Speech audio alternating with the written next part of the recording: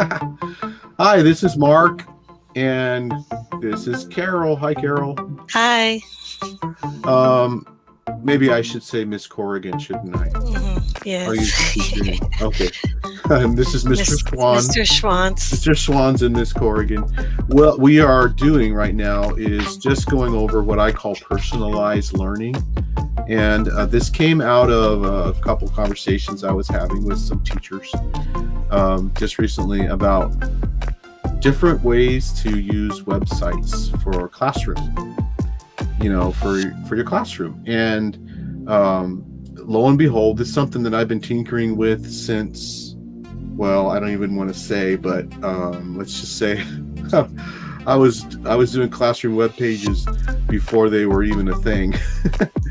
Anyway, my philosophy is to be more but not less relatable to students and families, because I've noticed in this last year with remote learning that it's hard to have that personal connection with the families that we serve.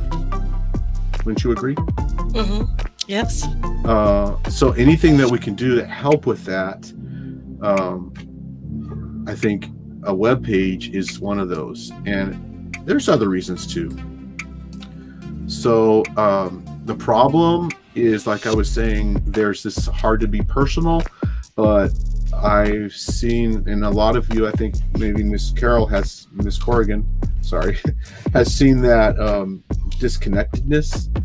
That's kind of a general term, but a feeling of a lostness, or maybe the student is asking, does my teacher really care?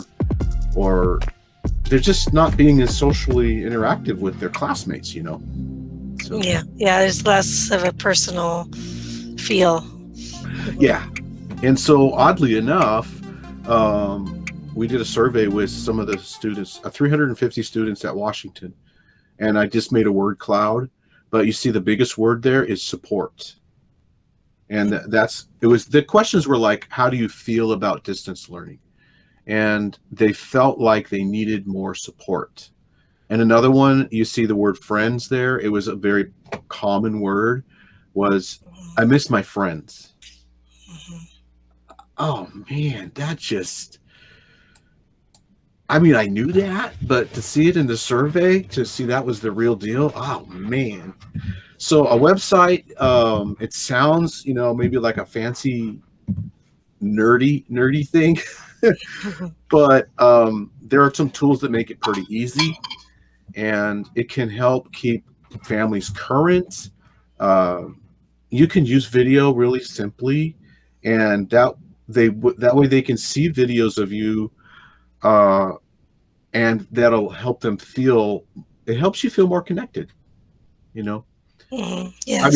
I know there are some podcasts that I follow, and if I even if I just hear the person's voice, if I met them in person, I would feel like I already knew them. Yes. They've talked to me more than a lot of people I actually live with. Yes.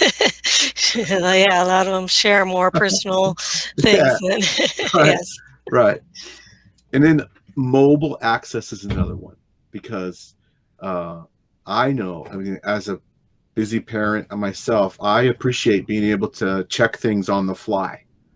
I'm like, try not to be on my phone all the time, but it is nice to be able to check up on things, like check on my kid's school, and not have to go to a computer to do it. Okay, so a couple examples, and I'm trying to keep this brief. This is the TK site that I had that I built. You got to remember, I built it over a course of like 3 years.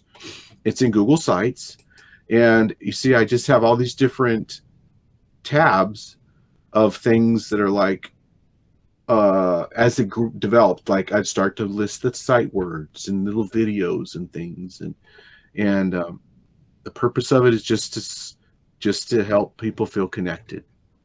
And I'm not sharing that tab. My bad. Here it is. Sorry. And so, yeah, that's the TK site. And I try to keep the amount of text limited on a page. Here it's just like a Google slide that I embedded in there. This one was how to set up meetings. And these are some videos. And those are those are private. Now you can do it different ways. Like some videos would be just of me talking, and it wouldn't have to be private because anybody could see it, you know. And anyway, here's an explanation of some of the different apps that we were using. And that's the thing too, you know, really, I don't know if I mentioned this, but there are so many things. It's hard to keep track of them myself. Mm-hmm. Yes. But I found if I could just like say, okay, these are the things that you could expect to see, or that your kids could be talking about, and then they could at their leisure kind of, oh, what is that? You know, and they could look into it a little bit more. So there's that. And then a couple teachers that shared with me have some really cool, innovative sites. This is oh wait, this is one that I'm sorry. This is one that I did with the other teachers, and so we made it like a grade level website. Of course, if you're TK, you just have that's your grade level, right? And then this is one of those sites I was talking about, Miss Flores. Now, share this tab. Sorry, I always forget to click on that. Look at that. It is like Bitmoji Central. Mm-hmm. Yes. And I think, Miss Flores, you got it, man. She got the whole thing about it's comic. You know, the Bitmojis are fun. They're comical, have a sense of humor, but they're also easy to tell. Okay, oh, this is where I go. Oh, let's click on news. Let's see what that's about. You know. Mm-hmm. Now she told me herself. She said, "Yeah, but I haven't updated it," and I was like, "Yeah, I know it's not easy to keep up to date on everything, but you know what? If